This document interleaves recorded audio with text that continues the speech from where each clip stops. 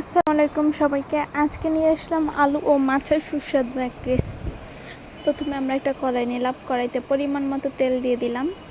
তেলটা গরম হলে দিয়ে দিব পরিমাণ মতো পেঁয়াজ কুচি,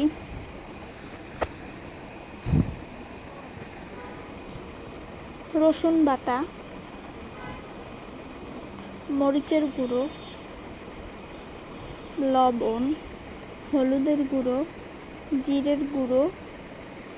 তারপর আমরা ভালোভাবে নাড়াচাড়া করে নেব। আমাদের এই ভিডিওটি ভালো লেগে থাকলে লাইক, কমেন্ট, শেয়ার করে দিন এবং ফলো দিয়ে আমাদের পাশে থাকেন। ভালোভাবে নাড়াচাড়া করার পর মশলাগুলো সব একসাথে মিক্স হয়ে যাওয়ার পর আমরা এটাকে কিছুক্ষণের জন্য ঢেকে দিব। তারপর যখন তেলটা উপরে ভেসে আসবে তখন আগে থেকে কুচি করে রাখা আলুগুলো দিয়ে দিব। তারপরে আমরা এগুলোকে ভালোভাবে নাড়াচাড়া করে নিব যাতে মশলা এবং আলু সব একসাথে মিক্স হয়ে যায়।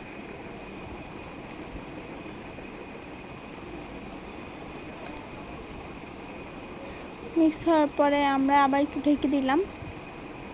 তারপর আমরা আবার একটু নাড়াচাড়া করে নিব।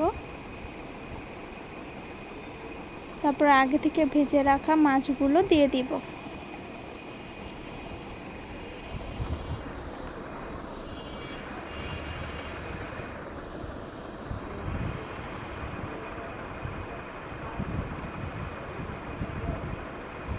তারপরে আমরা আবার একটু নাড়াচাড়া করে নেব।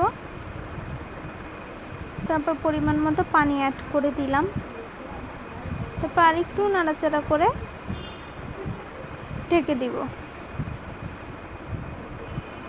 আমাদের তরকারি ফাইনাল লুক কেমন এসেছে কমেন্টে জানাবেন। আল্লাহ হাফেজ।